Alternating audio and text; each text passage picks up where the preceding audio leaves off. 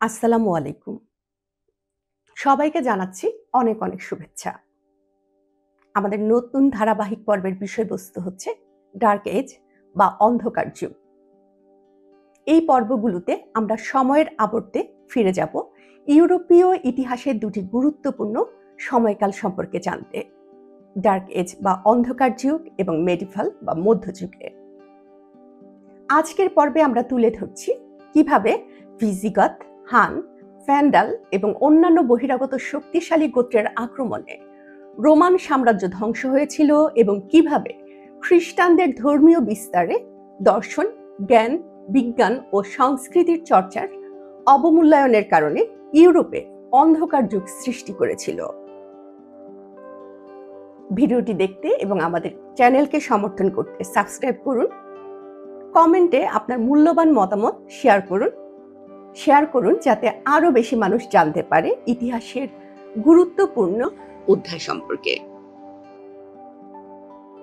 অন্ধকার যুগ এই শব্দটি আক্ষরিকভাবে অন্ধকারকে নির্দেশ করে না, বরং এটি বোঝায় রোমান সাম্রাজ্যের পতনের পর ইউরোপের সেই অনিশ্চিত সময়কে, যেটি ৫ম থেকে ১০ম শতাব্দী ধরে প্রায় ৫০০ বছর পর্যন্ত বিস্তৃত হয়েছিল। এই সময় ইউরোপে কেন্দ্রীয় শাসনের অভাব ঘটে আর জ্ঞান, বিজ্ঞান, সংস্কৃতি ও স্থাপত্য শিল্পের অগ্রগতি থেমে যায়। রোমান অবকাঠামো এবং স্থাপত্য ধ্বংস হওয়ার পাশাপাশি অনেক শহর ও নগর পরিত্যক্ত হতে শুরু করে। এই সময়ে ইউরোপে খ্রিস্ট ধর্ম ব্যাপকভাবে ছড়িয়ে পড়ে। তাদের মনেস্টারিতে শুধু ধর্মীয় শিক্ষা বিস্তার লাভ করতে থাকে। এ প্রসঙ্গে জানা যায়, খ্রিস্টানদের অন্যতম ধর্মপ্রচারক ও নেতা সেন্ট পল তার প্রধান শিষ্য টিমোথিকে সতর্ক করে একটি চিঠি লিখেছিলেন। সেটি টিমোথিও ৬:২০ উল্লেখ করা আছে। সেখানে লেখা আছে, ও টিমোথি, যা কিছু তোমার উপর সঁপে দেওয়া হয়েছে তার সুরক্ষা করো। পার্থিব জ্ঞান, খালি কথাবার্তা ও মিথ্যা নামে পরিচিত জ্ঞান থেকে দূরে থাকো। পল সম্ভবত গ্রিকদের দর্শন, জ্ঞান, বিজ্ঞান এবং পার্থিব শিক্ষার বিরুদ্ধে কথা বলেছেন, যা খ্রিস্টান বিশ্বাসের পরিপন্থী বলে বিবেচিত ছিল। অন্ধকার যুগে খ্রিস্টান নেতারা, বিশেষ করে সেন্ট অগাস্টিন, সেন্ট জেরোম সহ অন্যান্য খ্রিস্টান যাজকরা এই সতর্কতাগুলিকে যুক্তি হিসেবে ব্যবহার করে দার্শনিক ও বৈজ্ঞানিক চর্চার উপর নিষেধাজ্ঞা আরোপ করেছিলেন। এর ফলে অন্ধকার যুগে বৈজ্ঞানিক ও দার্শনিক চর্চার প্রতি বিরূপ মনোভাব গড়ে ওঠে। ফলে সাহিত্য, বিজ্ঞান এবং শিল্পকলা ও স্থাপত্য শিল্পে প্রবৃদ্ধি কমে যায়। অনেক প্রাচীন গ্রন্থ হারিয়ে যায়।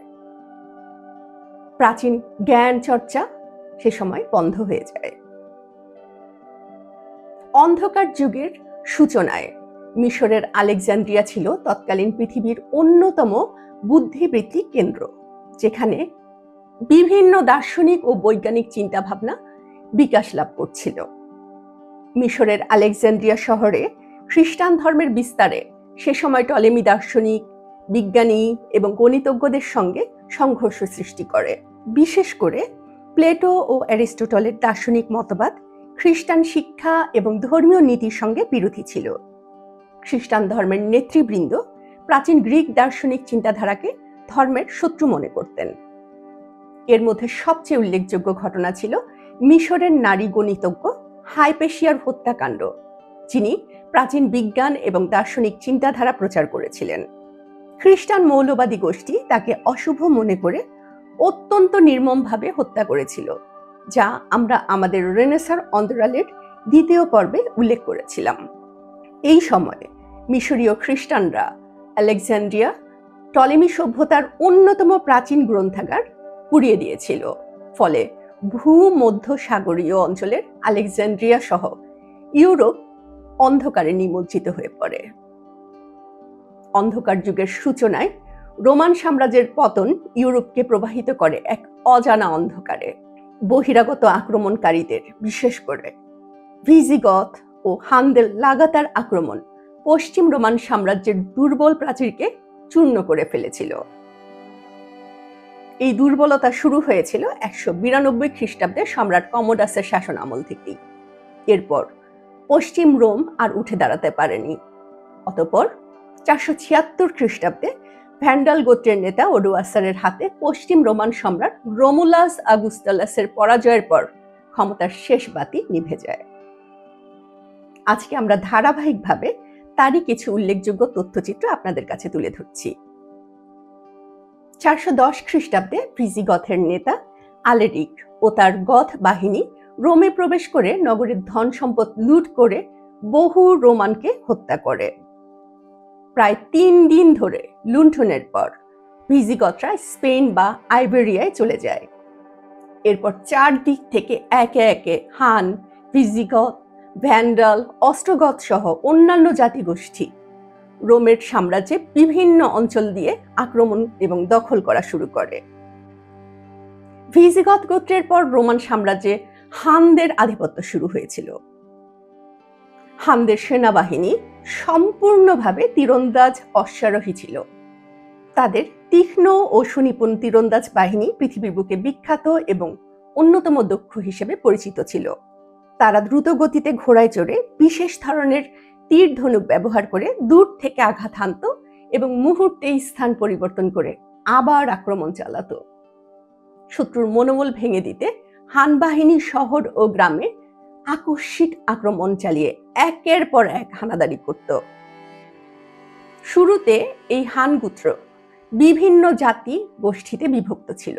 420 থেকে 434 খ্রিস্টাব্দ পর্যন্ত রুয়া বা রুগিলা ছিলেন হানদের সম্রাট, যিনি প্রথম হান সাম্রাজ্যকে একটি সংগঠিত শক্তিতে পরিণত করেছিলেন। তার অধীনে হান সেনাবাহিনী অপ্রতিরোধ হয়ে ওঠে, যা রোমান সাম্রাজ্যের জন্য এক ভয়ঙ্কর হুমকি এবং প্রতিপক্ষ করে তোলে। 434 খ্রিস্টাব্দে রুগিলা মারা যাওয়ার পর তার 2 ভাতিজা আটিলা এবং ব্লেডা হানদের নেতৃত্ব গ্রহণ করেছিলেন। তাদের নেতৃত্বে হানরা আরো সংঘবদ্ধ এবং শক্তিশালী হয়ে ওঠে। রোমান সাম্রাজ্যের পূর্বাঞ্চল তখন হানদের ক্রমাগত আক্রমণের শিকার হচ্ছিল এবং এই নতুন নেতৃত্বের অধীনে হানদের সামরিক ক্ষমতা আরো ভয়ঙ্কর হয়ে ওঠে। এ সময় রোমান সাম্রাজ্যের পূর্বাঞ্চলীয় বাইজেন্টিয়ান সম্রাট থিওডোসিয়াস দ্বিতীয় হানদের আক্রমণ থেকে পশ্চিম রোমান সাম্রাজ্যকে রক্ষা করতে 435 খ্রিস্টাব্দে হান নেতা আটিলা ও ব্লেডার সাথে একটি শান্তি চুক্তি স্থাপন করেন। এই চুক্তির আওতায় রোমান সাম্রাজ্য হানদেরকে বার্ষিক কর প্রদান করতে সম্মত হয় এবং বাণিজ্যের সুবিধা ও কূটনৈতিক সম্পর্ক তৈরি করে। 425 খ্রিস্টাব্দ থেকে 455 খ্রিস্টাব্দ পর্যন্ত পশ্চিম রোমান সাম্রাজ্যের সম্রাট ছিলেন ভ্যালেন্টিনিয়ান তৃতীয়। মাত্র 7 বছর বয়সে ক্ষমতায় আসেন তিনি। তার ক্ষমতা কার্যকরভাবে পরিচালনা করেন তার দক্ষ সেনাপতি ফ্লেভিয়াস এটিয়াস। রোমান সেনাপতি ফ্লেভিয়াস এটিয়াসকে শেষ রোমান বলা হয়। এই সম্পর্কে বিখ্যাত ঐতিহাসিক এডওয়ার্ড গিভন তার সম্পর্কে বলেন, ফ্লেভিয়াস এটিয়াস ছিলেন রোমান রাজতন্ত্রের শেষ আশা এবং হানদের জন্য তিনি ছিলেন এক মহা আতঙ্ক।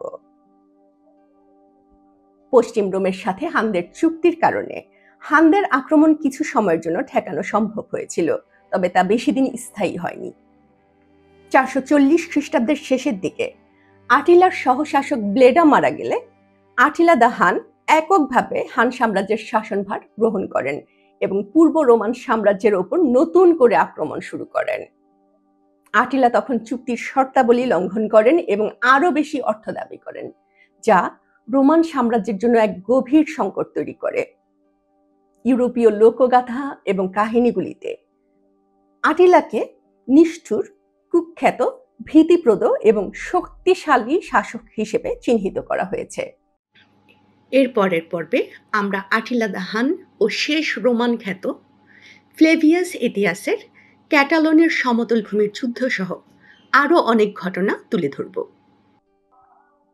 অন্ধকার যুগের ইতিহাসের আরো অনেক ঘটনা ও চমকপ্রদ তথ্য জানতে আমাদের সাথে থাকুন। চ্যানেলটিকে সাবস্ক্রাইব করে আমাদেরকে সমর্থন করুন। শেয়ার ও লাইক দিয়ে অন্যদেরকে জানার সুযোগ করে দিন। আপনার মতামত জানান কমেন্ট। সবাই ভালো থাকুন, সুস্থ থাকুন। খোদা হাফেজ।